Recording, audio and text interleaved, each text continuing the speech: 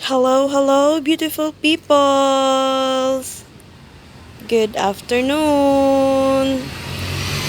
So, naisipan ko po na gumawa ng content na ito kasi nga twice kong na-flex itong area ng aking mini jungle and nakita ko yung comment ni Ate Irene Marcado. Shout out to you, ate, na ID reveal ng mga halaman dito.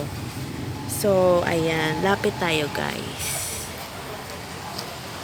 Eto, na napakagandang dahon. Dalawang pots to siya ng variegated African talisay. So, ayan. Closer look tayo. Tapos, syempre, dito, yan yung regular na Monstera Deliciosa. Dito sa baba ay this one is the Philodendron Painted Lady.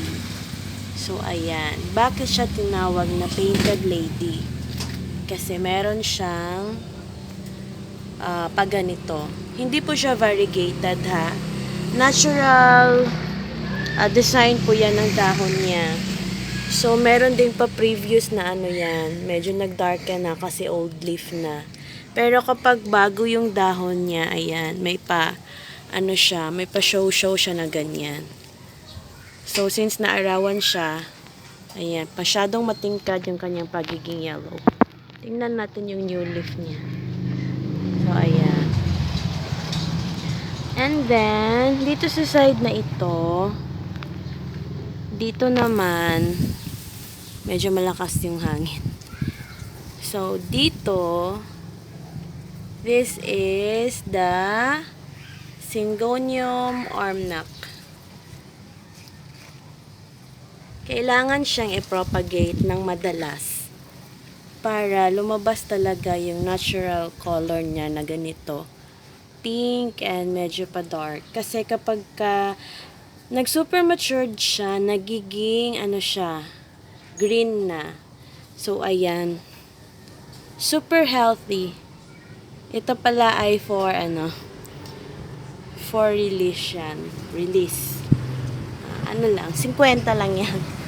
So, dito naman sa side na ito, this one is Diphene-Bachia Tropic Marian. Tapos, ito rin, hybrid lang yung ibang naan dyan. Tapos, this one is the variegated Rapice. Ito naman is Syngonium Pink Spot. At ito yung Syngonium Milk Confetti.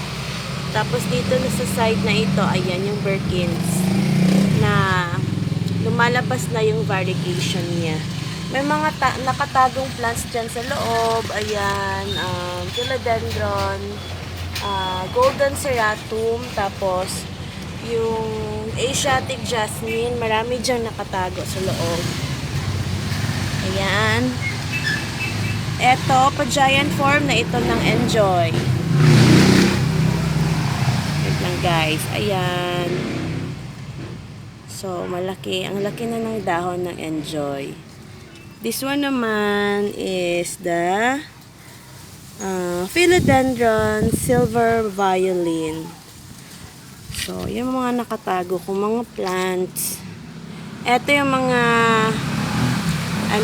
Syngonium Milk Confetti propagation. So, nagsilabasan na yung mga new leaf at yung nila, yung roots nila nagiging root bound na sa puno ng red palm. Lucky plant. So, ayan. Syngonium Pink Spot. Ito, Japanese fern. At mga kung ano-ano lang. So, ayan, guys. Ayan siya. Kasama yung lumina. Ito ang lumina. Mabango yung bulaklak niyan. So, yan yung pinaflex ko na area kasi ang ganda tignan dito. Maganda tignan.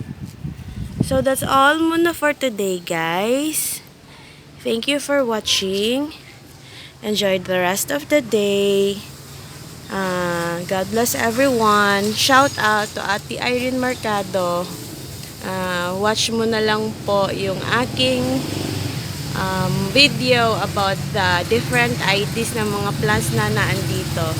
Thank you everyone. Thank you for the support. Love you all. Ingat po tayo and love, love, love.